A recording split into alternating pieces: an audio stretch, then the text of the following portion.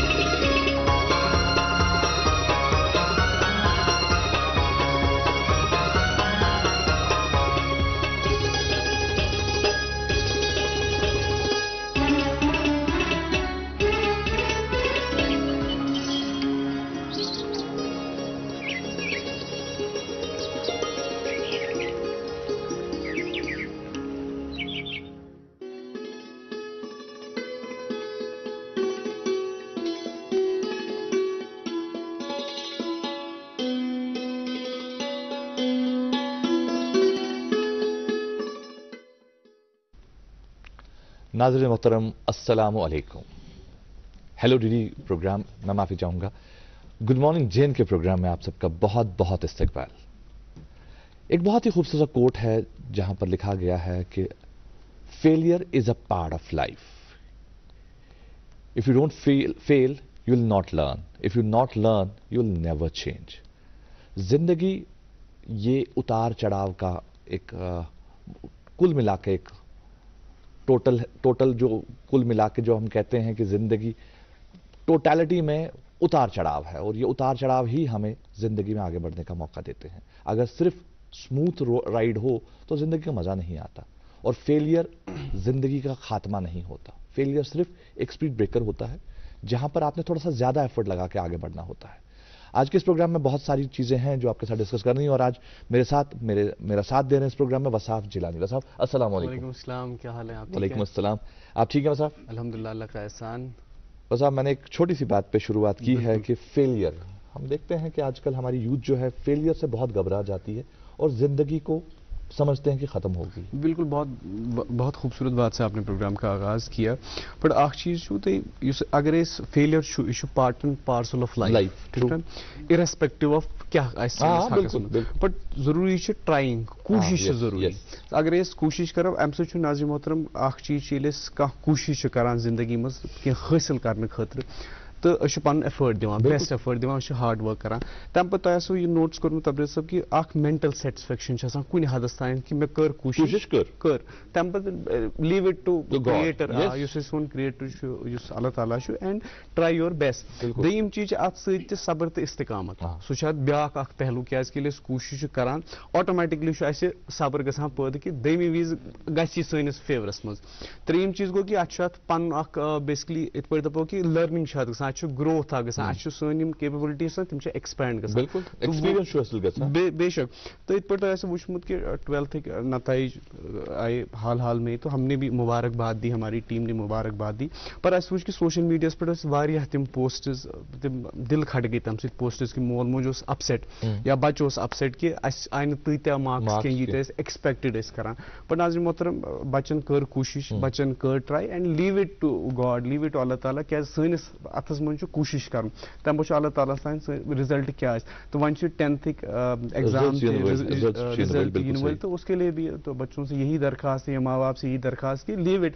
आपके बच्चे ने ट्राई किए क्या पे स्टूडियोस में मेहमान दावत दिवान, वो एकेडमिक्स में इतने स्ट्रांग नहीं होते हैं, तमो कह जबरदस्त परसेंटेज क्या, but they are doing very good in their fields, in their respective fields. और हर अकिस इंसान अल्लाह ताला कह सलाहियत दित्मुत, सो सलाहियत दित्मुत कि सह तथ मज तमिस जरूरी कि सह स्किल डेवलप, सह कर तथ मज एक्सेल और वो उस फील्ड में आगे जो है वो तरक्की करे। बिल्कुल सही फरमाते। बेशक एक चीज बड़ा इंपॉर्टेंट एल्बर्ट आइंस्टाइन बना कि it's 100 times better that a word is called I can is 100 times better and important than IQ. IQ से ज्यादा इंपॉर्टेंट आई कैन है। और अगर एक बच्चे में, एक यूथ में ये चीज डेवलप हो जाए आई कैन वाली, बिल्कुल, तो उसके लिए जिंदगी बहुत आसान है। बिल्कुल, बहुत बहुत बहुत सही बात है कि आज कोशिश बहकल करी थी social important rather irrespective of है, जैसे हमने कहा कि रिजल्ट क्या क्या। खैर नाज़रीन मोहतरम, प्रोग्राम के आगाज में ही हम मौसम की भी अपडेट, मौसम और सड़क का हाल। तो नाज़रीन मोहतरम, आज श्रीनगर जम्मू लेह में मतला जुज़वी तौर पर आलूद रहेगा। श्रीनगर में ज़्यादा से ज़्यादा 26 डिग्री सेल्सियस और कम से कम 14 डिग्री सेल्सियस रहने की तवक्का है। जम्मू में 40 डिग्री सेल्सियस और कम से कम 26 डिग्री सेल्सियस, लेह में 17 डिग्री सेल्सियस और कम से कम 3 डिग्री सेल्सियस रहने की तवक्का है।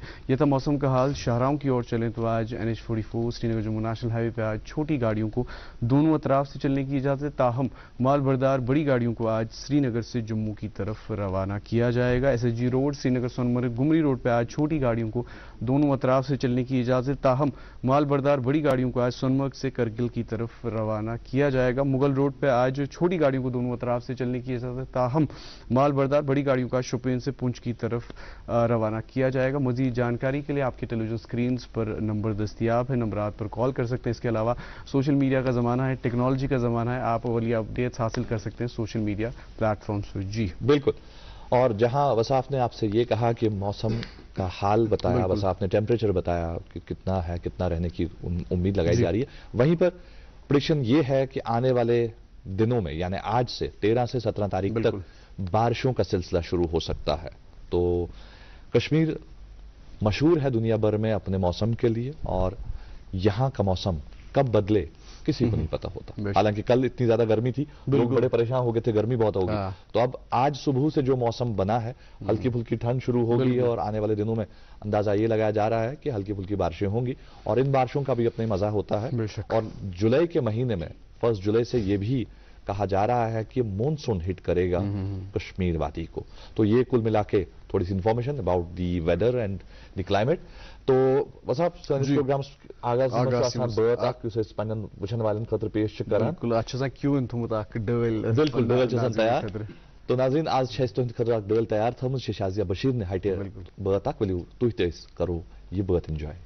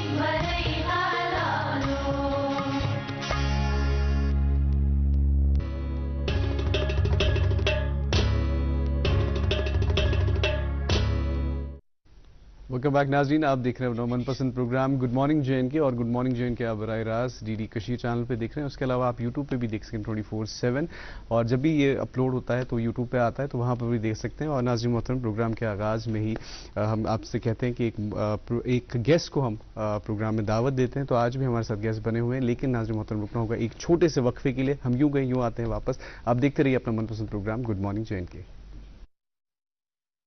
वरदान, मुल्क और मुल्क से बाहर बेऔलाद लोगों के घरों में औलाद की खुशी का चिराग जलाने के बाद अब पिछले 3 सालों से वादी कश्मीर में वरदान IVF सेंटर ने मगर मलबाग श्रीनगर में सैकड़ों घरानों को औलाद की खुशी से जगमगाया। वरदान के डायरेक्टर डॉक्टर वरीश की मेहनत, तजुर्बा और उनकी क्वालिफाइड टीम की वजह से बेऔलाद लोगों के दिलों में औलाद की एक नई उम्मीद जाग गई है। डॉक्टर साहिबा ने मुझे इलाज करके बच्चा रूप दिया है, अभी मुझे बहुत खुश हुआ है। डॉक्टर साहिब की ईमानदारी, रहमदिली और स्टाफ की होशियारी जो है ये एक मिसाल है। मेरी शादी को हुआ था 13 साल, मैं कई अस्पतालों में गया, लेकिन जब मुझे मिला वरदान अस्पताल जलंधर का और वहाँ से मुझे 2 बच्चे हुए जुड़वे इकट्ठे। अगर आप भी औलाद की खुशी के लिए तरस रहे हैं तो राबिता कीजिए Vardaan IVF centre Magarmal Bagh Srinagar. For appointment call 9814-021-991।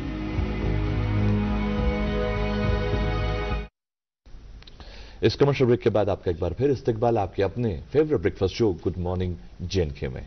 जी हाँ, जैसा कि वसाफ ने ब्रेक पर जाने से पहले ही आपसे कहा कि एक खास मेहमान से आपकी मुलाकात करवाएंगे। जी हाँ, वादे पर हम पाबंद हैं और आपकी मुलाकात खास मेहमान से करवाएंगे। आपको बता दें कि आज हम इंडोलॉजी पर बात करेंगे, या ऐसा मैं कहूं कि आज हम बात करेंगे एंशिएंट हिस्ट्री ऑफ इंडिया पर और साथ ही साथ आर्कियोलॉजी पर हम बात करेंगे। और उस पर बात करने के लिए हमने स्टूडियो में दावत दी है प्रोफेसर D.K. ओझा साहब को, जो कि प्रोफेसर हैं department of ancient history and archaeology, Banaras Hindu university से आपका ताल्लुक है। आपका बहुत बहुत वेलकम प्रोग्राम में। बहुत बहुत शुक्रिया तबीर साहब। सबसे पहले ओझा साहब आपसे जानना चाहेंगे, जैसा कि फॉर्मेट है बिल्कुल बिल्कुल, आपकी पर्सनल लाइफ को लेकर थोड़ा बात कर लें कि पैदाइश कहाँ हुई, कहाँ से जिंदगी का आगाज हुआ और ये जो प्रोफेसर बनने तक का सफर था ये हमारे दर्शकों को बता दें। ज़रूर। मेरी पैदाइश जो है वो इलाहाबाद में हुई है, जो आजकल प्रयागराज के नाम से जाना जाता है। और वहाँ पे मेरे पिताजी वहीं के रहने वाले थे और गांव से उनका ताल्लुक था और वो फर्स्ट जनरेशन थे जो गांव से शहर की ओर आए हुए थे। तो मेरी पैदाइश चूंकि गांव में हुई थी शुरुआती दौर पे, पर चूंकि पापा हमारे सरकारी नौकरी करते थे, वो डिफेंस अकाउंट्स डिपार्टमेंट में पापा हमारे थे, तो वो सेंट्रल इंडिया की सर्विस होने के नाते ऑल ओवर इंडिया उनका ट्रांसफरेबल जॉब था। तो शुरुआत में जब बहुत ही बचपन था उसमें मुझे तो मालूम है नहीं, पर लखनऊ, फर्रुखाबाद, इलाहाबाद वगैरह होते हुए फिर जब मैं समझने लायक हुआ लगभग 5 साल का, तो हमारे पापा का ट्रांसफर जो है वो शिलांग में हो गया, मेघालय की कैपिटल, जो कि अपने आप में बहुत ही खूबसूरत जगह है। तो मैं ये कह सकता हूँ कि मेरी जो चाइल्डहुड की जो फर्स्ट मेमोरीज हैं वो शिलांग की हैं। तो वहाँ पे मैं 5 साल की उम्र से लेकर लगभग 12 साल की उम्र तक मैं शिलांग में रहा। तो शुरुआती दौर के जो परसेप्शंस होते हैं, जो आपकी आइडियाज डेवलप होती हैं, जो सराउंडिंग से आपका इंटरेक्शन होता है, वो मेरा शिलांग का है। तो वहाँ पे मैं क्लास 6 तक मैंने अपनी पढ़ाई की वहाँ पे। और चूंकि पापा हमारे सेंट्रल इंडिया सर्विस में थे, तो हाँ सेंट्रल गवर्नमेंट एम्प्लॉय थे, तो हमारा एडमिशन केंद्रीय विद्यालय में था वहाँ पे। और फिर पापा का ट्रांसफर इलाहाबाद हो गया। तो फिर 7th से यूँ कह सकते हैं कि प्राइमरी की जो मेरी एजुकेशन थी वो शिलांग के सेंट्रल स्कूल में थी। और फिर 7th से फिर हम इलाहाबाद आ गए। फिर इलाहाबाद में केंद्रीय विद्यालय न्यू कैंट, वहाँ का स्कूल था हमारा, हमने वहाँ तक पढ़ाई की क्लास 12 तक। और पढ़ने में मैं ठीक था शुरुआती दौर से ही, जो आप कह सकते हैं। और 12 तक की मैंने वहाँ से पढ़ाई की और फिर मैं इलाहाबाद यूनिवर्सिटी में आ गया, जो कि अपने आप में एक बहुत ही मशहूर यूनिवर्सिटी है और हम उसे बड़े फख्र के साथ कहते हैं कि वो ऑक्सफोर्ड ऑफ ईस्ट है वो। और बहुत ही लेजेंडरी हमारे यहाँ का एक ट्रेडिशन रहा है इलाहाबाद यूनिवर्सिटी का। तो वहाँ से मुझे पढ़ने का मौका मिला। वहाँ पे मैंने BA और MA किया और फिर मैंने वहीं से मैंने PhD भी की। BA MA आपने किस सब्जेक्ट में किया? BA तो मेरा 3 सब्जेक्ट्स थे वहाँ पे। तो एंशिएंट हिस्ट्री था मेरा पहला सब्जेक्ट था, इकोनॉमिक्स था और फिलोसफी थी। और पहले उस वक्त का जो फॉर्मेट था उसमें ये था कि आपको शुरुआती दौर के 2 साल तक आपको तीनों सब्जेक्ट्स पढ़ने हैं और थर्ड ईयर में आपका एक पर्टिकुलर सब्जेक्ट हो जाएगा जी। तो वो मेरा सब्जेक्ट थर्ड ईयर में एंशिएंट हिस्ट्री था। तो इस तरह मेरी बीए कंप्लीट हुआ। फिर मैं एमए में आ गया और एमए भी फिर again department of ancient history culture and archaeology उसका पूरा नाम था वो जी। तो उसमें मेरी पढ़ाई हुई। हाँ, एमए हो गई और फिर कैरियर ठीक था मेरा और फिर मैं नेट क्वालिफाई कर गया, जेआरएफ क्वालिफाई कर गया। तो वहीं पे मेरा पीएचडी में दाखिला हो गया और फिर वहीं से मैंने अपनी पीएचडी पूरी की। और जो मेरे पीएचडी का जो मेरा टॉपिक था वो एंशिएंट इंडियन हिस्ट्री की जो पॉलिटिकल हिस्टोरियोग्राफी है। हिस्टोरियोग्राफी एक टेक्निकल वर्ड है जिसमें कि हम ये जानना चाहते हैं कि writing of history, the tradition of history writing in India, उसके बारे में हम चर्चा करते हैं। तो उस पर मैंने अपना रिसर्च पूरा किया और रिसर्च पूरा करने के बाद फिर मेरी जो पहली नौकरी थी एज एन असिस्टेंट प्रोफेसर वो गवर्नमेंट कॉलेज झालावाड़ राजस्थान में थी, जहाँ पे हम राजस्थान पब्लिक सर्विस कमीशन के थ्रू मेरा सिलेक्शन हुआ था। तो 1999 से लेकर 2004 तक मैंने वहाँ पे एज एन असिस्टेंट प्रोफेसर मैंने वहाँ पे नौकरी की। और फिर 2004 में बनारस हिंदू यूनिवर्सिटी में मुझे मौका मिला इंटरव्यू देने का और चांस की बात थी कि मैं सिलेक्ट हो गया। और फिर मैं वहाँ पे असिस्टेंट प्रोफेसर के रूप में 2004 नवंबर में मैंने वहाँ ज्वाइन किया और फिर तब से लेके आज तक अभी सफर जारी बनारस हिंदू यूनिवर्सिटी में हूँ। और फिर जैसा कि एकेडमिक लाइफ में होता है assistant professor, associate professor, then professor, तो उस हैसियत से मैं लगभग पिछले 19-20 साल से बनारस हिंदू यूनिवर्सिटी में काम कर रहा हूँ, बच्चों को पढ़ा रहा हूँ। बहुत खूबसूरत। और आपने जिस तरह से अपने जर्नी के बारे में बताया कि आपने 4-5 स्टेट्स में ट्रैवल किया है, ये इलाहाबाद से बनारस, शिलोंग। सो आपको लगता है कल्चर, क्योंकि एक जब आप स्टेट चेंज करते हैं तो कल्चर का बड़ा एक अहम रोल होता है, तो आप कैसे देखते हैं उसको? मेरे जो लाइफ का जो पहला जो मेरा परसेप्शन है, जो कॉन्शियस परसेप्शन है, वो शिलोंग का है जी। और वो 5 साल से 12 साल तक का जो दौर होता है वो बहुत ही लर्निंग दौर होता है। आपको बहुत सारी आइडियाज होती नहीं है, आप नेचर से स्पॉन्टेनियसली आप डील करते हैं। तो मेरा वहाँ पे जो खासी ट्राइब थी, हमारे बहुत सारे दोस्त खासी लोग हुआ करते थे मोहल्ले वगैरह में। खासी आप एक्सप्लेन करेंगे क्या हमारे नाज़रीन के लिए? खासी एक ट्राइब है जो मेघालय में रहती है और मेघालय की वो बहुत ही डोमिनेंट और अपकमिंग वहाँ की ट्राइब है जी।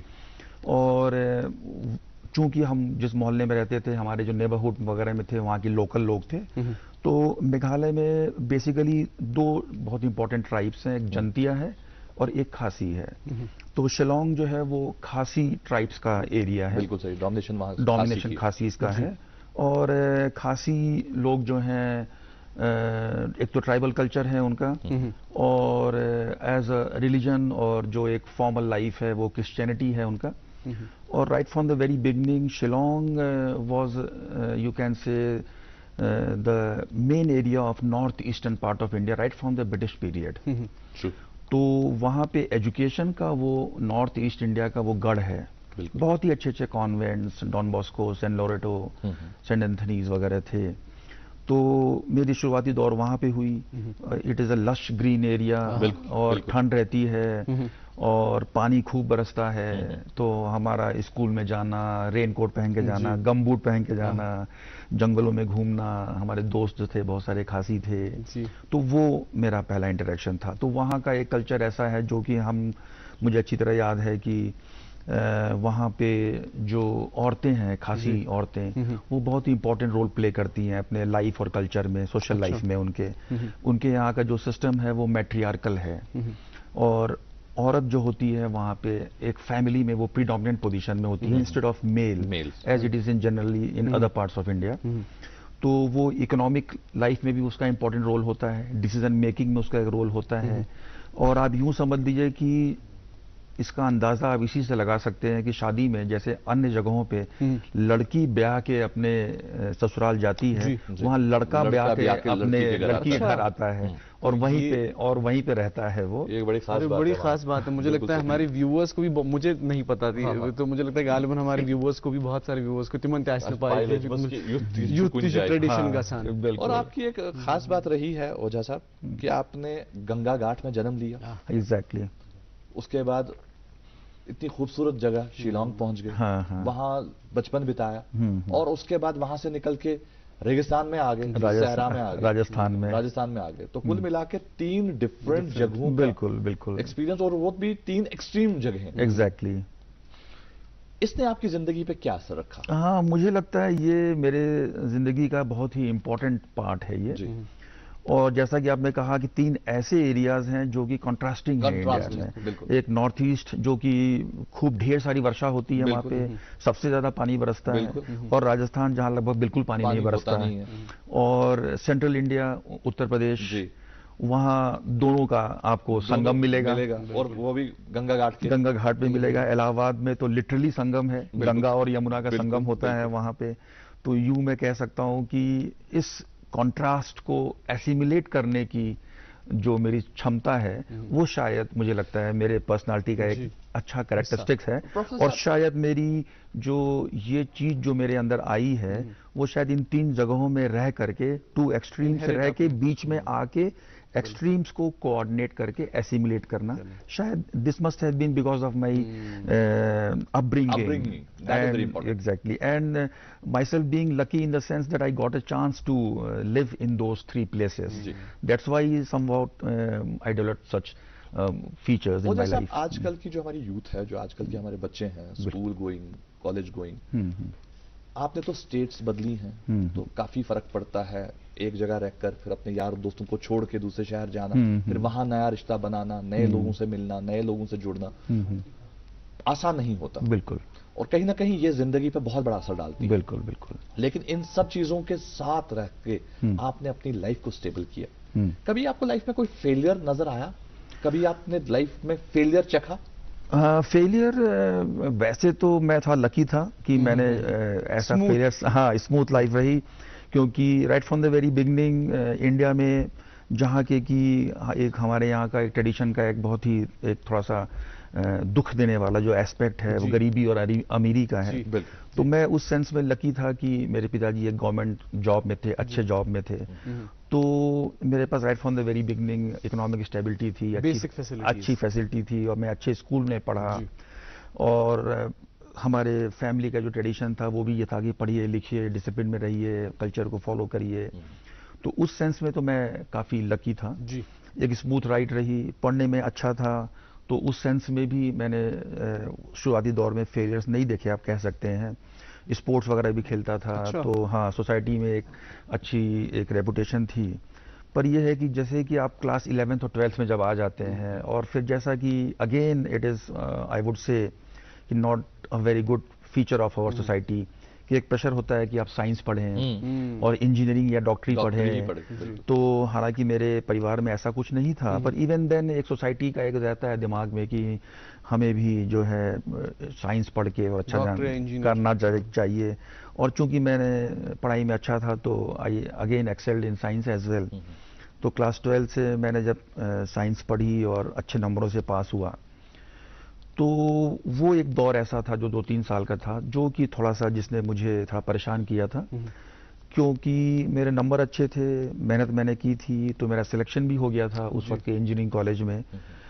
पर जब वो एडमिशन का वक्त आया और जहाँ मुझे जाने का वक्त आया, तो मेरे लाइफ में था डायलेमा शुरू हुए कि मुझे क्या करना है। तो समहाउ आई फेल्ट कि शायद मैं वहाँ के लिए ज़्यादा उपयुक्त नहीं हूँ। At that time I wanted to go for civil services. So फिर मैंने वहाँ से स्विच करके मैं आर्ट्स में आया। तो वो 2-3 साल का जो दौर था, वो कि कैसा मेरा डिसीजन है, वो सही है कि नहीं है, regarding my future, employment, adjustment को लेके। तो वो 2-3 साल के दौर जो थे, वो मेरे थोड़े परेशान करने वाले थे। वहाँ पे आप फेलियर्स इस सेंस में आप कह सकते हैं। अगेन एकेडमिक्स में तो मेरी फर्स्ट डिवीजन तो आ गई, बी और एमए दोनों में, पर नंबर थोड़े कम रहे, थोड़ा समय लगा एडजस्ट करने में, आर्ट्स फैकल्टी में आने में। और फिर जब मैं सिविल सर्विसेज में मैं बैठा तो once again there occurred some other dilemmas in my life. Again वो दौर था 2-3 साल का कि मैं चाहता था कि मैं करूं, पर अगेन वो दिमाग में आया कि मैं एग्जैक्टली चाहता हूं कि नहीं चाहता हूं, कुछ समझ नहीं आ रहा, कुछ समझ में नहीं आ रहा है शुरुआती दौर में। तो फिर बाद में थोड़े मशक्क़त के बाद मुझे लगा कि शायद मैं बहुत ही फॉर्मल डिसिप्लिन्ड 9 से 5 वाली लाइफ के लिए ज़्यादा सूटेबल नहीं हूँ। तो again there was a dilemma as I left engineering, so I left pursuing civil services as well. Then I decided to come in academic field और फिर मैंने पीएचडी ज्वाइन की, तो वहाँ से मैंने किया। बिल्कुल, और बहुत खूबसूरत। और हर एक स्टूडेंट की लाइफ में एक ऐसा फेज आता है कि जब वो चूज करता है कि करियर कत करियर समझते वो सबकी लाइफ में रहता है, वो चूज करना पड़ता है, चूज करना रहता है। तो कश्मीर कैसे आए आप? तो कश्मीर तो उसके हवाले से हम आपसे जरूर पूछेंगे, लेकिन हमें एक वक्फे के लिए रुकना होगा। हम पर कुछ जिम्मेदारियां आयद होती हैं, हम अखबार की सुर्खियां भी जरूर आपकी इजाजत तो एक वक्फे के लिए जरूर आज मतलब रुकते हैं एक वक्फे के लिए। वक्फे के उस पार आप तक पहुंचाएंगे अखबार की सुर्खियां। आप देखते रहिए प्रोग्राम गुड मॉर्निंग जे&के। वरदान, मुल्क और मुल्क से बाहर बेऔलाद लोगों के घरों में औलाद की खुशी का चिराग जलाने के बाद अब पिछले 3 सालों से वादी कश्मीर में वरदान IVF सेंटर ने मगरमलबाग श्रीनगर में सैकड़ों घरानों को औलाद की खुशी से जगमगाया। वरदान के डायरेक्टर डॉक्टर वरीश की मेहनत, तजुर्बा और उनकी क्वालिफाइड टीम की वजह से बेऔलाद लोगों के दिलों में औलाद की एक नई उम्मीद जाग गई है। डॉक्टर साहिबा ने मुझे इलाज करके बच्चा रूप दिया है, अभी मुझे बहुत खुश हुआ है। डॉक्टर साहिब की ईमानदारी, रहमदिली और सिताब की होशियारी जो है ये एक मिसाल है। मेरी शादी को हुआ था 13 साल, मैं कई अस्पतालों में गया, लेकिन जब मुझे मिला वरदान अस्पताल जलंधर का, और वहाँ से मुझे 2 बच्चे हुए जुड़वे इकट्ठे। अगर आप भी औलाद की खुशी के लिए तरस रहे हैं तो राबिता कीजिए Vardaan IVF centre Magarmalbagh Srinagar. For appointment call 9814 021 991। Welcome back नाज़रीन, आप देख रहे हैं अपना मनपसंद प्रोग्राम गुड मॉर्निंग जे&के और वक्त हुआ अखबार की सुर्खियां आप तक पहुंचाने का। मेरे पास मकामी उर्दू रोजनामा, इससे एक खबर आप तक पहुंचाना चाहेंगे। वादी में 13 से 17 जून तक मौसम बेतरतीब रहेगा, कहीं कहीं गरज चमक के साथ साथ बारिशों का इम्कान, जैसे तबरेज़ साहब ने प्रोग्राम के आगाज में ही बताया, 13 से 17 जून तक। और आज भी देखें, आज भी मतला अबर आलूद है। जी बिल्कुल, मेरे हाथ में नाज़रीन एक अंग्रेजी रोजनामा है जिसकी सुर्खी है, बहुत ही बड़ी अजीब व गरीब सुर्खी है। ये है From tears to triumph, Bose says cheese after giving sleepless nights to 165 students. जी हाँ, बोर्ड ऑफ स्कूल एजुकेशन ने 165 बच्चों की लाइफ के साथ कुछ ऐसा किया कि वो बेचारे मतलब सो नहीं पाए, वो खबर दी है। Not satisfied, parents demand action against J&K board of school education. ये इस रोजनामा की एक शह सुर्खी है और ऊपर जी मेरे पास मकामी अंग्रेजी रोजनामा, इससे भी एक सुर्खी आप तक पहुंचाना चाहेंगे। Crime against children witnesses upward trend in Kashmir, Anantnag tops the list, Kupwara records least cases. और जैसा कि हम देखते हैं आए दिन सोशल मीडिया पे अक्सर ये पोस्ट हम देखते हैं। खैर जी, मेरे हाथ में एक उर्दू रोजनामा जिसकी एक सुर्खी है कि वजीर आजम मोदी का खवातीन को बाइख्तियार बनाने के लिए एक्शन प्लान पर जोर। ये एक बड़ी ही खास सुर्खी है इस पेपर की, क्योंकि हम सब जानते हैं कि फीमेल्स हमारे नेशन बिल्डिंग में सबसे इंपॉर्टेंट रोल प्ले करते हैं। और जैसा कि आगाज में हमारे मेहमान ने भी कहा कि शिलोंग में ये रहे हैं, मेघालय में ये रहे हैं, और वहाँ फीमेल डोमिनेटेड सोसाइटी है, और वहाँ लड़कियां लड़कों के घर ब्याह के नहीं जाती, लड़के ब्याह कर लड़कियों के घर आते हैं। अगली जी मेरे पास आखिरी मकामी उर्दू रोजनामा है और स्पोर्ट्स स्पेस से एक खबर आप तक पहुंचाना चाहेंगे। वर्ल्ड कप जो कि 50 ओवर्स होने वाला है, वर्ल्ड कप 2023 के इब्तिदाई शेड्यूल का ऐलान। हिंद व पाक मैच 15 अक्टूबर को अहमदाबाद स्टेडियम में खेला जाएगा। जी जहां मैं अभी बात कर रहा था बोर्ड ऑफ स्कूल एजुकेशन की, वहीं पर एक और अंग्रेजी रोजनामा की ये खबर कि 165 स्टूडेंट्स गेट डिस्टिंक्शंस। 165 बच्चों को फेल कर दिया और उसके बाद आज उन्हें डिस्टिंक्शन दे रही है बोर्ड ऑफ स्कूल एजुकेशन। इसी रोजनामा की एक और खबर कि आप सब लोग बाखबर हैं इस बात से कि आने वाले दिनों में अब श्री अमरनाथ जी की श्राइन पर यात्रा शुरू हो जाएगी। इसी हवाले से खबर कि 29 CCTV cams, 4 body scanners to be installed for security. ये खबर है। और साथ ही साथ यात्रा a symbol of collective culture of India, ये जतिंदर सिंह जी का कहना है। तो ये कुल मिला के कुछ खबरें आज के रोजनामों से। उम्मीद करते हैं कि ये खबरें आपने सुनी, समझी और आप भी अखबारों का ध्यान मतलब देते ही होंगे अखबारों की तरफ। और कहीं ना कहीं एक रिसर्च जी मैंने कहीं पढ़ा था जी कि अखबारों को सुबह पढ़ने से इंसान स्ट्रेस का शिकार होते हैं। स्ट्रेस का शिकार होते हैं। ओके। एक्चुअली आजकल के अखबारों में बहुत सारी खबरें ऐसी होती हैं जहां पर आप मजबूर हो जाते हैं ये सोचने के लिए कि आने वाला वक्त कैसा होगा। खैर, ये तो अखबारों की बात रही, लेकिन हमारे साथ बने हुए हैं आज के हमारे मेहमान प्रोफेसर DK ओझा साहब, जो कि प्रोफेसर हैं department of ancient history and archaeology, Banaras Hindu university. उनसे बातचीत जारी है और अब हम सर से जानना चाहेंगे, जैसा कि जी वसाफ ने जाने से पहले, ब्रेक पर जाने से पहले आपसे कहा था कि हम जानना चाहेंगे आपसे कि आप कश्मीर कैसे आए हैं। आपकी बात इस बार तो मैं कश्मीर तकनीकी रूप से मैं दूसरी बार आ रहा हूं। इसके पहले मैं 2018 में आया था, तो उस वक्त मैं एकेडमिक पर्पस से आया था यहाँ पे। कश्मीर यूनिवर्सिटी में मेरा एक लेक्चर था फैकल्टी ऑफ सोशल साइंस में, तो उस वक्त मैंने पहली बार मेरा कश्मीर से मेरा इंटरेक्शन हुआ। और इस बार मैं अपने परिवार के साथ आया हूँ और कश्मीर घूमने और जानने और समझने के लिए, और स्पेशली हमारे बच्चों का उसमें बहुत वो था कि हमें कश्मीर देखना है। जैसा कि मैं पहली बार जब मैं यहाँ आके जब मैं गया था और जो मैंने कश्मीर का जो मैंने आपने नैरेट जो मैंने नैरेट किया कश्मीर के बारे में, तो उससे लोग बहुत एक्साइटेड थे। अच्छा। तो ऑब्वियसली ये मैं इस बार घूमने के लिए आया हूँ। कई जगह हमने विजिट की है, अभी यूनिवर्सिटी भी जाऊँगा वहाँ पे। तो और अभी तक का जो मेरा एक्सपीरियंस है पिछले 6-7 दिनों का, और उसके पहले जो मैं कश्मीर आया था फर्स्ट टाइम, तो वो बहुत ही मार्वलस रहा है, एक्स्ट्रा ऑर्डिनरी। और जैसा कि हम सभी जानते हैं कि कश्मीर तो बिल्कुल वाकई में जैसा कहा जाता है कि इस पृथ्वी पे वो स्वर्ग है, पैराडाइज ऑन अर्थ है वो जी। और हर लिहाज से वो है जी। यहाँ की जो नेचुरल ब्यूटी है उसका तो कोई जवाब ही नहीं है। पूरी दुनिया में इससे ज़्यादा खूबसूरत जगह तो कोई हो ही नहीं सकती मेरे ख्याल से। नेचर ने यहाँ पे ढेर सारी बाउंटीज दी हैं। यहाँ पे फार्म लैंड्स हैं जहाँ चावल होता है, यहाँ केसर होता है। अप हाईलैंड्स हैं जहाँ पे बहुत अच्छी लकड़ियाँ हैं। स्नो लेडन यहाँ की जो पीक्स हैं, जो मीडोज हैं यहाँ के, वो तो क्या कहना उनका, the rolling meadows of green lush, देवदार के पेड़ एक्सेट्रा, वो तो उसका कोई बात ही नहीं है।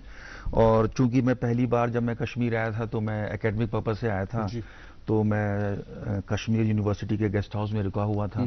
वो अपने आप में एक बहुत ही खूबसूरत यूनिवर्सिटी है। क्या उसका कैंपस है, डल झील के सामने है, हजरत बल के सामने है वो। तो वो मेरा पहला बहुत ही खूबसूरत इंटरेक्शन था।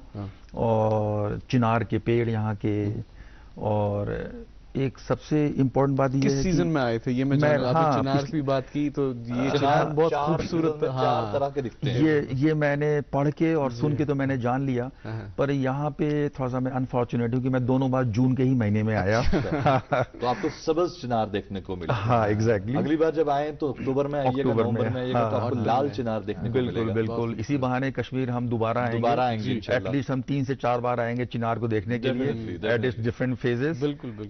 और खास बात कश्मीर की ये भी है कि यहाँ के लिए कहा जाता है कि यहाँ के 4 मौसम 4 रंगों के साथ और 4 खुशबुओं के साथ आते हैं। And you can feel that. Exactly, आप चारों मौसमों को फील कर सकते हैं। बिल्कुल। हम जैसे भी एप्पल ऑर्चर्ड्स वगैरह में गए तो वहाँ, और फिर जो ये वॉलनट्स हैं, ये सब चीजें सबने बताया कि सितंबर अक्टूबर में आइए दोबारा, तब वो बड़े होंगे, फसल तैयार होगी तो वो दिखेगी। तो निश्चित रूप से इसी बहाने हम कह सकते हैं कि मैं ब्लेसिंग इन डिस्गाइज है कि मैं अगली बार फिर आऊंगा चिनार को देखने के जब वो लाल हो जाएगा। बहुत खूब, बहुत खूब। आपने फसल की बात की, जहां एक तरफ हमारे दरख्तों पर फसल लगती है, वहीं आपके पास जो फसल है वो हिस्ट्री की फसल है, बहुत बड़ी फसल है। तो आपके डिपार्टमेंट के बारे में थोड़ा जानना चाहेंगे कि आपका डिपार्टमेंट क्या कुछ करता है और बच्चों में क्या कुछ स्कोप है इस सब्जेक्ट को ऑप्ट करने से। बिल्कुल बिल्कुल, जैसा कि आपने बताया, मैं बनारस हिंदू यूनिवर्सिटी में डिपार्टमेंट ऑफ एंशिएंट हिस्ट्री में मैं पढ़ाता हूँ वहाँ पे। तो हमारा डिपार्टमेंट जो है one of the leading institute centres of Indology है पूरे इंडिया में। और इंडोलॉजी आप कह सकते हैं ये एक टेक्निकल वर्ड है जो पिछले 200 सालों में हम कह सकते हैं इसकी परंपरा की शुरुआत हुई है। स्पेशली ये एक ऐसा डिसिप्लिन है कि जिसके अंतर्गत अंग्रेज जब भारत में आए पिछले 200-250 साल पहले, और जब वो यहाँ की पॉलिटिकल अपहीवल्स की वजह से वो एक व्यापारी कंपनी से कन्वर्ट हो गए एडमिनिस्ट्रेटिव अफेयर्स के मसलों में, और फिर धीमे धीमे उन्होंने हमारे ऊपर अपना एक कॉलोनियल स्टेट इस्टेब्लिश किया। तो निश्चित रूप से एडमिनिस्ट्रेशन चलाने के लिए सिर्फ आपको फोर्स और मिलिट्री की आवश्यकता नहीं होती है, उसके साथ साथ आपको कल्चर के बारे में भी जानना होता है। History, tradition, perception, behaviour, morals, values के बारे में जानना होता है।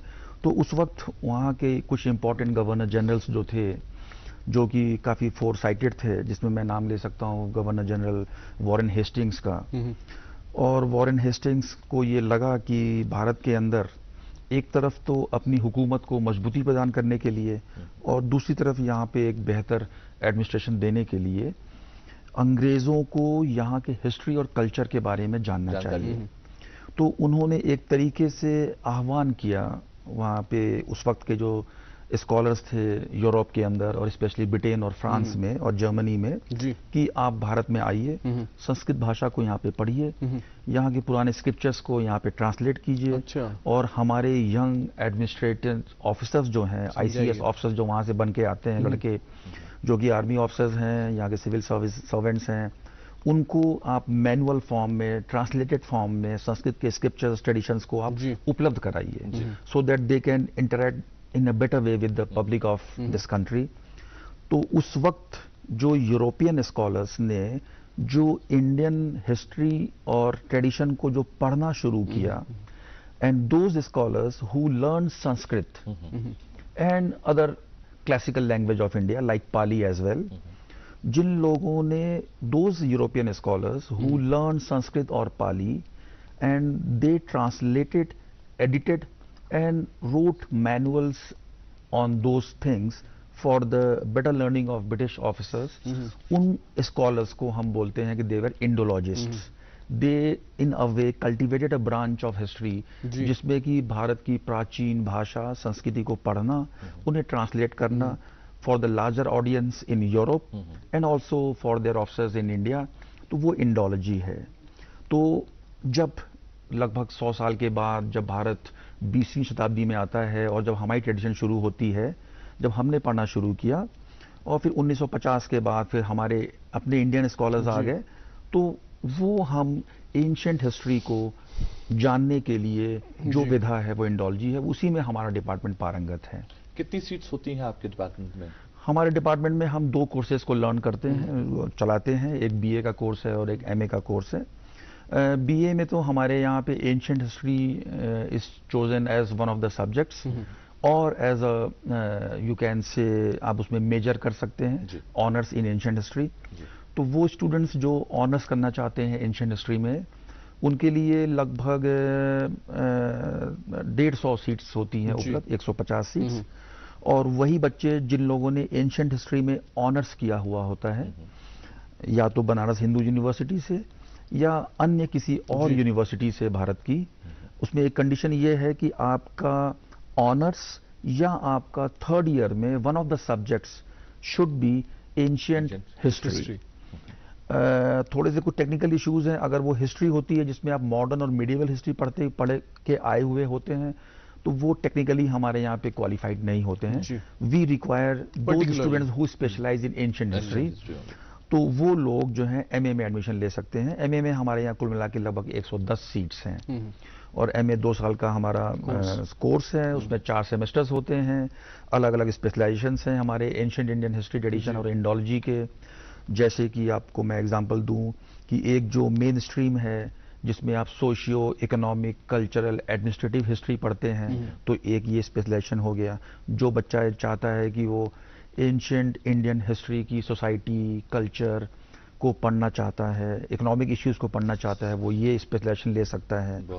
एक बहुत ही इंपॉर्टेंट हमारे यहाँ का फील्ड है वो है आर्कियोलॉजी का, और आर्कियोलॉजी आप जैसा कि जानते हैं कि एंशिएंट हिस्ट्री को जानने के लिए एक बहुत ही इंपॉर्टेंट सोर्स है जी। It is a material source. इसमें आप एक्सकेवेट करते हैं साइट्स को जी। और जमीन के अंदर जो चीज़ें गड़ी हुई होती हैं उसको निकालते हैं, उनको निकालते और जिस जगह पे लिटरेचर या अन्य कोई सोर्स हमारी मदद नहीं कर पाते हैं वहां पे आर्कियोलॉजी हमारी मदद करता है। बिल्कुल, इस हवाले से हम और भी मजीद जानना चाहेंगे कि फीस स्ट्रक्चर क्या है एंट्रेंस टेस्ट के हवाले से, और आपने बात की कल्चर के हवाले से बात की, लेकिन एक सेगमेंट है तो हमें एक सेगमेंट के लिए रुकना होगा। बिल्कुल नाज़रीन, यहाँ पर डॉक्टर तारिक मरगूब साहब हमारे साथ जुड़े हुए हैं जो पेश करेंगे आज का गुड मॉर्निंग एजुकेशन। तो आइए देखते हैं।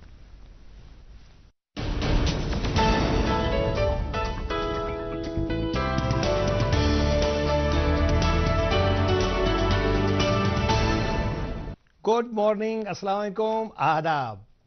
हम लोग अक्सर ये मानते हैं कि अगर मुझे इंग्लिश लैंग्वेज आती है तो मेरी कम्युनिकेशन स्किल्स अच्छे हैं। जी नहीं, जो इंग्लिश है that is language, it can be learn. और जो कम्युनिकेशन स्किल्स हैं, communication skills is an art, you can learn it, you can develop it. Communication skill आपकी अंग्रेजी बहुत अच्छी भी है, नो डाउट वो करना चाहिए, इंटरनेशनल लैंग्वेज है, लेकिन साथ साथ में कम्युनिकेशन स्किल्स के लिए हमें, आप देख लीजिएगा जो आप बोल रहे हैं, आप देखिए वो चीजें क्या कम्युनिकेट वैसे हो रही हैं, आपकी मैसेज, आप जो रिजल्ट चाहते हो क्या वो वही पैसा मिल रहा है आपको, देन आपके पास वो स्किल्स। कि दुनिया में जितने कामयाब तरीन लोग हैं वो बेस्ट कम्युनिकेटर्स होते हैं। 4 स्टेप्स की बात हम करेंगे जो डेवलप किया जा सकता है स्कूल में। नंबर 1, लिसन इंटेंटली, बोलना नहीं सुनना। ये बहुत बड़ी कला है, ये सिखाई जा सकती है बच्चों को कि आप सुने विद एम्पैथी, ताकि आप अंडरस्टैंड करेंगे कि अगला बंदा क्या बोल रहा है। देखिए, आप गिलास में कुछ भी नहीं डाल सकते अगर वो भरा हुआ है, अगर आपको वहां देना कुछ है तो उनका गिलास खाली कर दीजिएगा, उनसे सुनिएगा, इंस्टेड ऑफ वो सुनिए उनका पॉइंट ऑफ व्यू क्या है। दूसरा है रेस्पॉन्ड विद फ्रेजेस, वो जो बोल रहे हैं जब आप एम्पैथेटिकली सुनेंगे टू अंडरस्टैंड, कहिए हाँ ठीक ठीक है मैं सुन रहा हूं, अच्छा लग रहा है। और आई कॉन्टैक्ट, ये बच्चों को सिखाना बहुत जरूरी है। पॉजेस देके बोलेंगे और असर होगा। बॉडी लैंग्वेज, ये सारी चीजें मैटर करती हैं। तीसरा है स्टोरी। अब जब हम स्टोरीज बोलते हैं, आदि पे छोड़ दीजिएगा, फिनिश, उसको बोले अपने तरीके से फिनिश करो। उसमें जो है एक्शन अपने तरीके से, जब बच्चों को बताया जाएगा बेटा ये स्टोरी, इसको अपना तरीके से कंक्लूड करो, उससे क्या होगा, वर्बल कम्युनिकेशन भी उनकी अच्छी हो जाएगी। वो बोलेंगे, सिचुएशन, एक्शन, रिजल्ट उनको लाने दीजिए। और उससे ज्यादा जरूरी है टोन।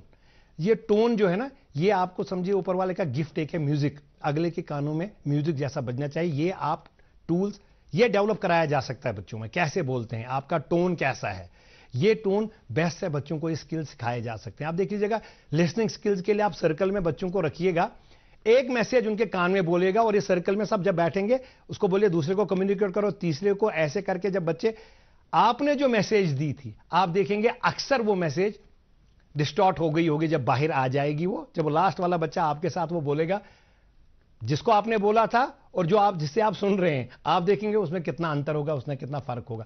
लिसनिंग स्किल्स सिखाई जा सकती हैं बच्चों को, बोलने की स्किल्स सिखाई जा सकती हैं, बॉडी लैंग्वेज उनको करेक्ट की जा सकती है। ये सारी चीजें, आई कॉन्टैक्ट कैसे किया जाता है स्कूल में through ISPD, intellectual social and personality development programme. क्योंकि सिर्फ आपके पास बहुत नॉलेज है लेकिन आप बोल नहीं सकते, आप कम्युनिकेट वैसे नहीं कर सकते, तो कामयाबी नहीं मिलेगी। तो कम्युनिकेशन स्किल्स आर मस्ट, ये सिखाई जा सकती हैं स्कूल्स में, वर्कशॉप्स के थ्रू। आज आप मुझे दे दीजिए इजाजत और आप देखते रहिए गुड मॉर्निंग JNK।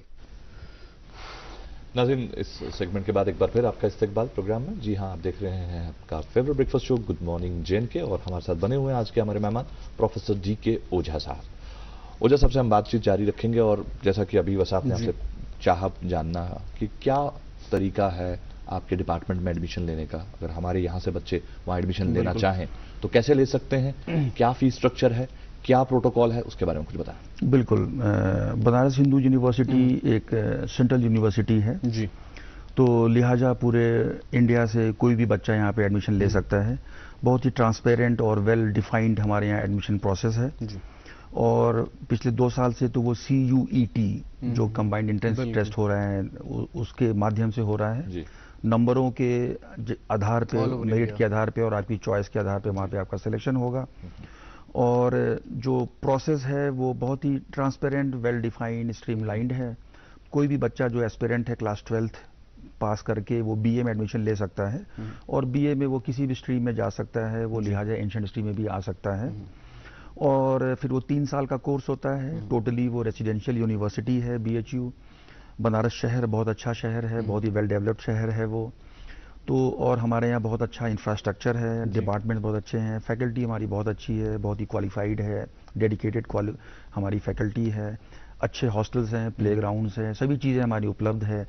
और पिछले 10 सालों से और पिछले 3 साल पहले यूजीसी के द्वारा जो चलाई जाने वाली स्कीम्स थी, तो पहले हम वहाँ पे पोटेंशियल फॉर एक्सीलेंट थे हमारा इंस्टीट्यूट, और पिछले 2 साल पहले हमारे को IOE डिक्लेयर किया गया है, इंस्टीट्यूट ऑफ एक्सीलेंस। इंडिया में कुल मिला के 10 इंस्टीट्यूट्स को गवर्नमेंट ऑफ इंडिया ने चुना है इंस्टीट्यूट ऑफ एक्सीलेंस के रूप में। उस 10 में से मेरा ख्याल है 7 या 8 IITs हैं, और बनारस हिंदू यूनिवर्सिटी, JNU और DU, शायद यही 3 यूनिवर्सिटीज़ हैं जो इंस्टीट्यूट ऑफ एक्सीलेंस हैं। तो इससे हमें ढेर सारा पैसा मिला है गवर्नमेंट के द्वारा, हमारे यहाँ बहुत अच्छा इंफ्रास्ट्रक्चर डेवलप हो रहा है। तो ये IOE होने की वजह से हमारे यहाँ ढेर सारे हॉस्टल्स हैं, तमाम चीज़ें हैं, तो पूरी फैसिलिटीज़ मिलेगी। और चूंकि सेंट्रल गवर्नमेंट का है तो एजुकेशन हाईली सब्सिडाइज्ड है वो, और वहाँ का जो फीस स्ट्रक्चर है वो बहुत ही नॉमिनल है। मेरा ख्याल है कि मुझे ठीक से तो याद नहीं है, पर हमारे यहाँ का जो फीस स्ट्रक्चर एक BA के स्टूडेंट के लिए है वो it is not more than 2500 रुपये, 2500। और अगर सेमेस्टर पर सेमेस्टर, और अगर आप हॉस्टल का भी लेना चाहते हैं तो मेरा ख्याल है लगभग 1500 रुपये, 2000 रुपये, और तो 3500-4 हज़ार रुपये में आप एक सेमेस्टर पढ़ सकते हैं। Top education in top institute at such subsidised rate, ये हमारे यहाँ बिल्कुल। और आपने कैंपस की बात की, आपने हॉस्टल की बात की, आपने सिटी की बात की, आपने फ़ी की भी बात की, लेकिन आपने प्लेसमेंट की बात नहीं की, क्योंकि जब एक बच्चा जाता है कहीं पे पढ़ाई करने के लिए तो प्लेसमेंट एक बहुत इंपॉर्टेंट है। तो क्या आप दावत देते हैं, कुछ MNCs आती हैं, मल्टीनेशनल कंपनी या लोकल कंपनीज आती हैं वहाँ पे प्लेसमेंट के लिए, कैंपस प्लेसमेंट के हवाले से बताएं। कैंपस प्लेसमेंट इन जनरल जो हमारे यूनिवर्सिटी का तो बहुत ही अच्छा है, स्पेशली हमारे जो ऐसे डिपार्टमेंट्स हैं जो प्रोफेशनल डिपार्टमेंट्स हैं, लाइक जो हमारे यहाँ MBAs हैं, हमारे यहाँ जो 5 years लॉ कोर्स करने वाले लोग हैं, हमारे यहाँ का जो इंस्टीट्यूट ऑफ एग्रीकल्चर है वो बहुत ही हाईली अक्लेम्ड इंस्टीट्यूट है वो, तो वहाँ पे बहुत अच्छा प्लेसमेंट होता है। साइंस फैकल्टी के बच्चे भी बहुत अच्छा निकलते हैं। हमारे जो आर्ट्स और सोशल साइंस का जो प्लेसमेंट है उस लिहाज से तो इतना बेहतर नहीं है जैसा कि आजकल जो प्रोफेशनल कोर्सेज आ रहे हैं, क्योंकि ये ट्रेडिशनल कोर्स है जिसमें कि आपको knowledge learning is more important then placement process. पर इवन देन चूंकि BHU एक इतना बड़ा ब्रांड है, it is an institute of excellence, तो जिसमें हम ये कह सकते हैं कि BHU की डिग्री ही काफ़ी होती है। मतलब अगर आप कहीं भी जाते हैं, BHU की डिग्री अगर आपके पास है तो आपका जो you have a head start, तो आपको एक अपर हैंड मिलेगा कि unless you prove otherwise you are suppose to be a good student.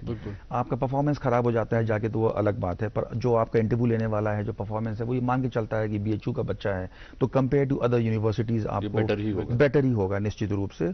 और रिगार्डिंग जो हमारा पर्टिकुलर डिपार्टमेंट है, एंशिएंट हिस्ट्री डिपार्टमेंट जो है, उसके जो करियर जो प्रॉस्पेक्ट्स हैं, एक तो ये है कि जो ट्रेडिशनल जो करियर प्रॉस्पेक्ट्स होते हैं BA करने के बाद, ग्रेजुएशन करने के बाद, कि आपके लिए एक तरीके से पूरी दुनिया खुली होती है कॉम्पिटिटिव एग्जामिनेशंस के लिए। तो कोई भी कॉम्पिटिटिव एग्जामिनेशन दे सकते हैं, बीट सिविल सर्विस एंड जो आपके JNK का जो एडमिनिस्ट्रेशन का जो डिपार्टमेंट होगा यहाँ का, इसमें आप तो जा ही सकते हैं। दूसरा बहुत अच्छा, चूँकि रिसर्च इंस्टीट्यूट है हमारा और बहुत ही अच्छा हाईली अक्लेम्ड इंस्टीट्यूट है, तो एकेडमिक का आप परस्यू करना चाहते हैं अपने कैरियर को, for example if you want to become assistant professor, researcher, तो उसके लिए एक बहुत ही अच्छा लॉन्चिंग पैड है ये। तीसरा ये है कि हमारा जो एंशिएंट हिस्ट्री डिपार्टमेंट है, जैसा मैंने बताया कि बहुत he is a leading institute, तो वहाँ पे हमारे 3, 4, 5 स्पेशलाइज्ड कोर्सेज हैं। तो एक कोर्स हमारे यहाँ आर्कियोलॉजी का है, so you can become a professional archaeologist. You can go from there to ASI जो कि गवर्नमेंट ऑफ इंडिया का है, आर्कियोलॉजिकल सर्वे ऑफ इंडिया में, वहाँ पे आप नौकरी पा सकते हैं as deputy superintendent of archaeologist, जो कि क्लास 1 गेस्टेड ऑफिसर की पोस्ट होती है। असिस्टेंट आर्कियोलॉजिस्ट बन सकते हैं आपको, जो कि बहुत ही एक्साइटिंग और चैलेंजिंग जॉब होता है। एक्सप्लोर करते हैं, एक्सकेवेट करते हैं, नई सिविलाइजेशन को आप ले आते हैं, वहाँ पे आप जा सकते हैं। अगर दूसरी एक हमारे यहाँ ब्रांच है न्यूमिस्मेटिक्स की, न्यूमिस्मेटिक्स वो एक ऐसी ब्रांच होती है जिसमें कि आप एंशिएंट हिस्ट्री को जानना चाहते हैं with the help of coins और उनके ऊपर जो चीजें लिखी गई हैं, जो इंस्क्रिप्शंस वगैरह हैं, तो वहाँ से समझते हैं। हाँ, तो एपिग्राफी और कॉइन्स के रूप में भी आपको स्पेशलाइज्ड ब्रांचेस मिल सकती हैं। Again you can become epigraphist, you can become numismatist. तो ये हमारे canvas is vast, canvas is vast definitely. और जैसा आपने अभी बात करी कि बनारस यूनिवर्सिटी के जो स्टूडेंट्स हैं उनसे यही उम्मीद लगाई जाती है कि बनारस यूनिवर्सिटी का है तो बहुत ही अच्छा होगा। बिल्कुल बिल्कुल। कभी कभी ऐसा तो नहीं होता, और एक्सपेक्टेशन तो हो जाती है बच्चे को कि कहीं बच्चा उसके चक्कर में स्ट्रेस में तो नहीं आ जाता, और कभी फेलियर देखने को मिले तो फिर कैसे संभलता है? हाँ, ये एक थोड़ी सी प्रॉब्लम होती है, हल्की सी। ये हम जो पीयर ग्रुप्स होते हैं, और कभी कभी इसमें हमारी भी गलती रहती है जो हम एल्डर्स हैं, कि हम ट्रेडिशन जो हमारा एक बहुत ही होरी ट्रेडिशन रहा है, मदन मोहन मालवीय जी के समय से 1916 में जब हमारी यूनिवर्सिटी एस्टेब्लिश हुई थी, तो उसमें हमको काफ़ी फक्र है उसके ऊपर। तो कभी कभी ये अनजाने में बच्चों के अंदर स्ट्रेस भी पैदा कर देता है कि we are upholders of such a great tradition. पर ऐसी कोई बात नहीं है, बच्चा बहुत ही धीमे से वहाँ पे एक्लेमेटाइज हो जाता है, बहुत ही अच्छा हमारे वहाँ का एटमॉस्फेयर है, तो कोई दिक्कत नहीं आती स्ट्रेस वाली। और हमारे यहाँ प्रोफेशनल काउंसलर्स हैं, चूंकि हमारे डिपार्टमेंट बनारस हिंदू यूनिवर्सिटी के अगर बारे में मैं अगर आपको बताऊं 1 मिनट में, तो बनारस हिंदू यूनिवर्सिटी एक यूनिक यूनिवर्सिटी है इंडिया की। It is the largest, the biggest university in Asia. तो एज फार एज उसका जो कैंपस का जो एक्सपेंस है इन फिजिकल टर्म्स, उसमें भी वो बिगेस्ट है। जो maximum number of faculty members हैं उसमें भी वो बिगेस्ट है। Maximum number of departments institute उसमें भी वो लार्जेस्ट है, और बच्चों की जहाँ तक तादाद है उसमें भी वो लार्जेस्ट है वो। बिल्कुल। तो ये हमारे यहाँ अलग अलग डिपार्टमेंट्स, तो इंटरडिसिप्लिनरी हमारे यहाँ अप्रोच हो जाती है जी। और पिछले 100 साल से जो हमारी यूनिवर्सिटी वहाँ पे चली आ रही है, तो एक ऐसी यूनिवर्सिटी है, जब मदन मोहन मालवीय जी ने 1916 में इस यूनिवर्सिटी को इस्टेब्लिश किया था, तो उनके दिमाग में ये मकसद था कि हम एक ऐसी यूनिवर्सिटी बनाएंगे जो कि भारतीयों के द्वारा बनाई गई हो और भारतीयों के पैसे से बनाई गई हो। उसमें उन्होंने सरकारी चंदा या सरकारी मदद नहीं ली थी। उस वक्त जो हमारे बनारस के राजा थे उन्होंने बहुत सारी जमीनें हमें दी थी, और भारत के अन्य हिस्सों से लिटरली उन्होंने जाके वहां से पैसा मांगा था डोनेशन के रूप में। सब लोगों ने तहे दिल से खूब पैसा दिया, एस्टेब्लिश हुई और वहां से चली आ रही है। और उनका जो मोटो था हमारे मालवीय साहब का, उसमें ये था कि ट्रेडिशन और मॉडर्निटी का एक संगम होना चाहिए। तो बीएचयू के अंदर सभी ट्रेडिशनल डिपार्टमेंट्स भी हैं और मॉडर्न डिपार्टमेंट्स भी हैं। आप यूं समझ लीजिए कि एक तरफ हमारे यहाँ के वैदिक एंड संस्कृत स्टडीज का एक फैकल्टी है जहाँ पे गुरुकुल तरीके से पढ़ाई होती है। दूसरी तरफ हमारे यहाँ स्टेट ऑफ आर्ट टेक्नोलॉजी का एक मेडिकल कॉलेज है, इंस्टीट्यूट ऑफ टेक्नोलॉजी है। अब तो टेक्निकली आईआईटी हो गया है, पर आज से 15 साल पहले तक वो बीएचयू का ही पार्ट था। तो उन्होंने कहा कि पहला इंजीनियरिंग कॉलेज इंडिया का, बैंको जिसे हम बोलते हैं, वो बनारस हिंदू यूनिवर्सिटी में था, मेडिकल कॉलेज था, और प्लस जो हमारे आर्ट सोशल साइंस के हैं। तो वहां पे एक ऐसी यूनिवर्सिटी जहां सब कुछ है।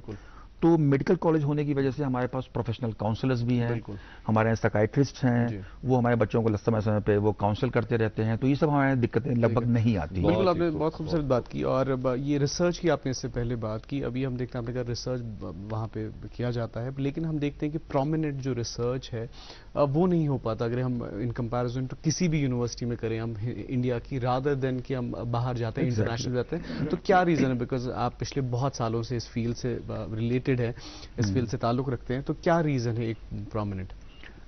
ये तो एक बहुत ही बड़ा इशू है जिसको आपने उठाया है, और बहुत ही पर्टिनेंट इशू है। और ये निश्चित रूप से हमारे लिए चिंता का विषय भी है, क्योंकि गवर्नमेंट इसमें बहुत ही मैसिव तरीके से इन्वेस्ट कर रही है, हायर इंस्टीट्यूट्स को बना रही है, पर हमारे जो रिसर्च के आउटपुट्स हैं वो उतने ज़्यादा नहीं हैं। अब इसके बहुत सारे मल्टीपल रीजंस हैं, इसके किसी एक के बारे में तो कहना मुझे लगता है कि थोड़ा मुश्किल होगा। इस टाइम पर वैसे भी कहना मुश्किल होगा, क्योंकि हमारी घड़ी का इशारा है कि प्रोग्राम का वक्त भी खत्म होने को है। लेकिन हम आपसे चाहेंगे कि हमारे स्टूडेंट्स के लिए कोई मैसेज देना चाहेंगे, हमारे पेरेंट्स जो यहाँ हैं, इस वक्त आपको टीवी स्क्रीन पर देख रहे हैं। नहीं, मैं सभी बच्चों को ये कहना चाहूंगा, जैसे कि मुझे ये पता चला है कि 2 दिन पहले यहाँ पे क्लास 12th का रिजल्ट आया है यहाँ के स्टूडेंट्स का। तो बहुत सारे बच्चों की ये खुशी की बात है कि बहुत अच्छे नंबर आए, उनके डिस्टिंक्शन से पास हुए हैं, और वो सभी बच्चे अब अपने कैरियर के लिए आगे जाएंगे। वो कोई मेडिकल में जाएगा, कोई इंजीनियरिंग में जाएगा, कोई आर्ट्स में आ जाएगा। उन सभी बच्चों के लिए मेरी तरफ से बहुत ही ढेर सारी शुभकामनाएं हैं, बेस्ट ऑफ लक है उन सभी के लिए। और वो सभी बच्चे जिनके नंबर कम आए हैं उनको मायूस होने की बिल्कुल ज़रूरत नहीं है, क्योंकि नंबर जो होता है वो आपके जो सक्सेस है वो स्किल का एक सिर्फ छोटा सा पैमाना होता है। वो सिर्फ एक ग्रेडेशन का तरीका होता है। लोगों को हम ग्रेड करते हैं जिससे कि अच्छे इंस्टीट्यूट में चले जाएं, क्योंकि हमारे यहाँ पॉपुलेशन ज़्यादा है। अदरवाइज वो आपकी कैपेबिलिटी और सक्सेस का कोई भी वो सॉलिड पैमाना एज सच नहीं है। तो जिन बच्चों के नंबर थोड़े कम आए हैं उन्हें बिल्कुल मायूस होने की ज़रूरत नहीं है। वो अगली बार वो एफर्ट करेंगे तो नंबर उनके ज़्यादा आएंगे, बेहतर आएंगे, उनको सक्सेस मिलेगी। तो उन सभी बच्चों को, खास तौर से जिन बच्चों के नंबर कम आए हुए हैं और जो बच्चे अगर किसी कारणवश से शायद सक्सेसफुल नहीं हो पाए होंगे और वो बहुत मायूस होंगे, उन सभी के लिए मेरा ये संदेश है कि आपको स्ट्रेस लेने की कोई ज़रूरत नहीं है, क्योंकि यहाँ पे मल्टीपल अपॉर्चुनिटीज़ हैं। बिल्कुल। अगर आप सक्सेसफुल नहीं हुए हैं तो मेरे हिसाब से शायद एक दो रीज़न हो सकती है कि शायद आपने ठीक से मेहनत नहीं की होगी अपने पढ़ाई के लिए, आप फोकस नहीं कर पाए होंगे। अगर आप फोकस नहीं कर पाए, पढ़ाई नहीं कर पाए, तो आप अपने आप को इंट्रोस्पेक्ट कीजिए और फिर आप अगली जो अटेम्प्ट लेंगे आप वो बहुत ही मेहनत के साथ लीजिए, तो वो जरूर सक्सेसफुल हो जाएंगे। दूसरी वजह ये हो सकती है, क्या पता शायद आपको पढ़ाई में आपके इंस्टिंक्ट कम हो, आपका इंस्टिंक्ट स्पोर्ट्स में ज्यादा हो, कल्चरल एक्टिविटीज में ज्यादा हो, तो उसको आप एक बार एक्सप्लोर करिए कि आपका पोटेंशियल किस जगह सबसे बेहतर है।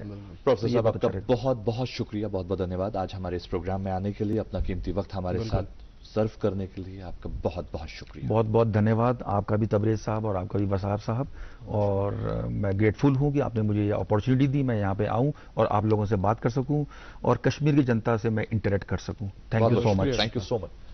तो नाज़रीन मोहतरम, आज के प्रोग्राम में बस इतना ही। इंशाल्लाह कल सुबह आपसे होगी मुलाकात, तब तक के लिए हम दोनों को बिल्कुल दीजिए इजाजत। अल्लाह हाफिज।